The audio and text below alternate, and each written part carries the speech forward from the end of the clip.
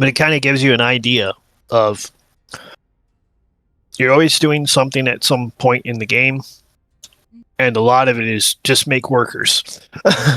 If there's too many workers here, move them somewhere else. And then you just take and go, if I have money, can I build this tech structure, or can I go to a lair, or do I need more army? As Zerg, you can get away with not making an army immediately. Do you want to focus on making workers more than anything else? But you'll see a lot of it is just going to be how you respond to what the AI or what the opponent is doing. But it's mostly going to be that first step. I always remember it as when you start the game, the first thing you should be concerned with was doing the extractor trick. After you're done with that, get your spawning pool at 200. Your next 300 goes to hatchery. Your next 100 gas goes to speed. Your next 50 gas goes to banelings, and that's it. The rest of the game is making drones, getting bases, making army, teching up. Once you get past the first few minutes of the game, that's all it is. Then it gets more complicated if you're fighting higher skilled opponents, because of that way you're actually trying to play against him rather than the robot, right? Yep. More or less. But that's all it is. It's just practice, practice, practice. You'll get better. Keep fighting the AI. Campaign helps a little bit. You could try co-op mode. That helps a little bit too. Though they won't be the same armies as you have in multiplayer, it's still fun to play. Can be different. Yeah, because in co-op, for example, for Zerg, like the Kerrigan, she's using the Zergling Hydralisk army into Muta Broodlord. Zagar is using Zergling Baneling Scourge, which is a Brood War unit, technically. Abathur is using Roach. Roach Ravager into Devourer, Guardian, and Leviathans and Brutalists, which are a bunch of Brood War units that don't exist in multiplayer. Dahaka uses the Primal Zerg, which mainly focuses around himself as a hero. So there's a bunch of different armies, but the campaign will mostly focus on, like you play Wings of Liberty, which is the first campaign of the story. It mostly focuses on Terran. And then Heart of Swarm focuses on Zerg, and Legacy focuses on Protoss. But there are Zerg missions and Protoss missions in Wings of Liberty, the same thing with Heart of Swarm, same thing with Legacy of the Void. I also need to get used to my keybinds. Yeah, it's all going to be great. So I had it set up so it's Q to T down to B on your keyboard, and select that through every unit, every building, everything you select. Your spells will most likely be ZXC. Mm-hmm. So it's really easy to memorize. Because if you played Terran, like SCVs would be S. If you wanted to build a barracks, it would be B. If you're playing Protoss, probes are P, right? With the first letter of each unit's name basically is a key binding. In Grid, it's all the same all the time, no matter what game mode you play. No matter if you play an arcade game, a co-op game, a campaign game, a multiplayer game, it's all the same all the time. So it gets really easy to remember everything. Yep. And, more or less. I can remember, like I can at least see and remember, oh yeah, it was this.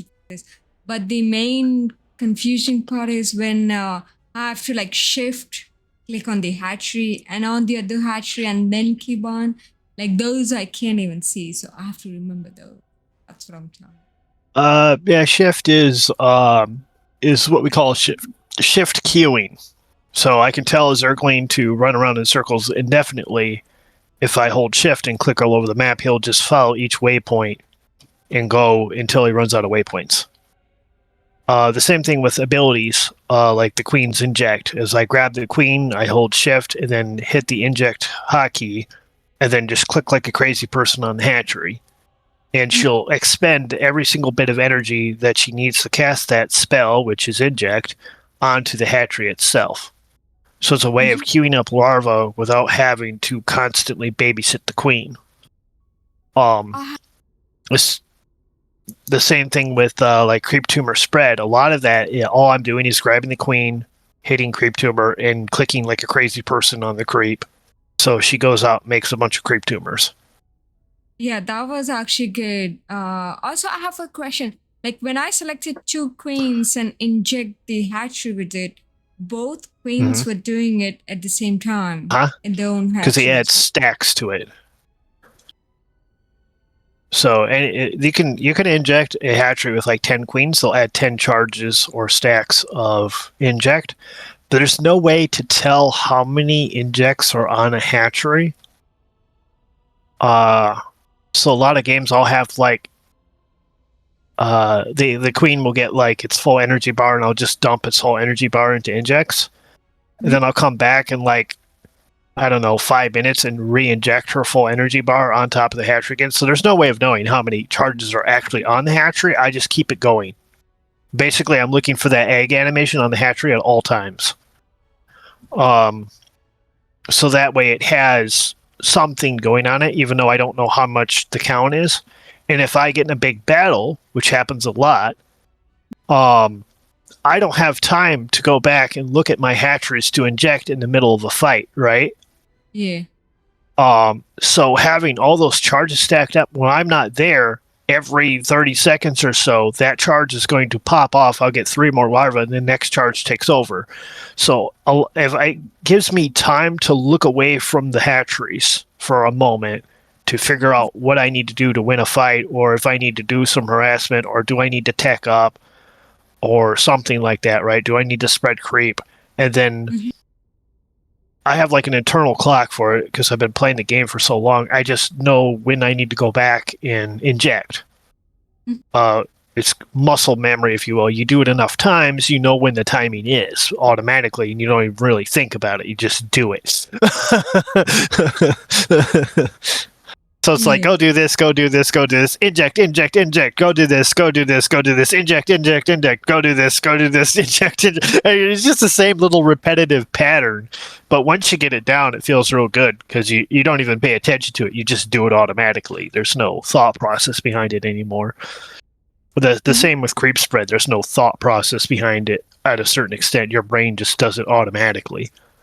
The only thing I pay attention to is the workers. Are there too many on the base? Are my gases saturated? What's my army composition? And what's my opponent's army composition? And did I scout? That's the only things I worry about. The injects, the creep spread, the teching up, I don't care. It's so memorized at this point that it just happens. And if you do it enough, you will do it automatically yourself. Because I remember some nights I got off work and I was dead tired, and I would have like a 10 base economy. I'm like, when the hell did this happen? Because you just do it, you're just constantly doing it. Sorry, I interrupted you a little bit. No worries. My question was, when I'm injecting, like when I have queen selected on every particular hatchery, and I'm injecting that one, suppose I'm injecting my base, the other queen that I have selected, that queen is injecting the base that queen is in front of, right? Just to confirm. Yes. That's why you have one, what I call babysitting the queens. They babysit the hatcheries. So it's one queen per hatchery. And then any excess queen is a creep queen. So their whole job is for base defense, shooting down early game air units, and spreading creep. That's their whole purpose. I usually have anywhere from 2 to 4 creep queens, and then I have one queen per hatchery. Okay. Yeah, that was really amazing. I was like, so I have to just do it on one base, and it does in every single base. That is really nice. They used to be They used to be autocast, which if you see any spell in StarCraft 2, it has a little kind of like a GIF icon on it where it swirls. That means the ability is being auto-casted, which it'll do it automatically. There's several units in the game that do this. Injects used to be auto-cast, so you didn't have to worry about it as long as the queen was sitting near a hatchery, it would inject. But they removed that because it made Zerg too powerful. So it's kind of a necessary evil, as it were. But if you're having trouble with keeping up with the injects, just build other hatcheries in your base that are protected. Like I built the one up the ramp, so that way if I missed an inject, I'd still have larvae.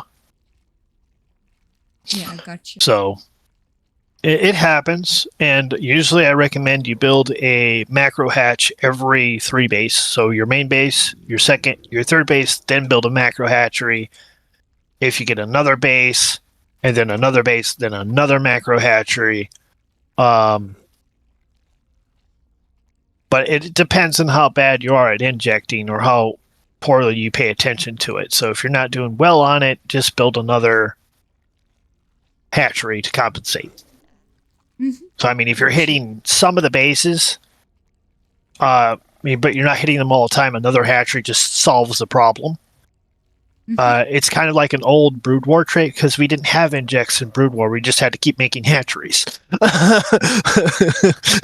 So that's how we got rid of that little problem. Oh, Hello.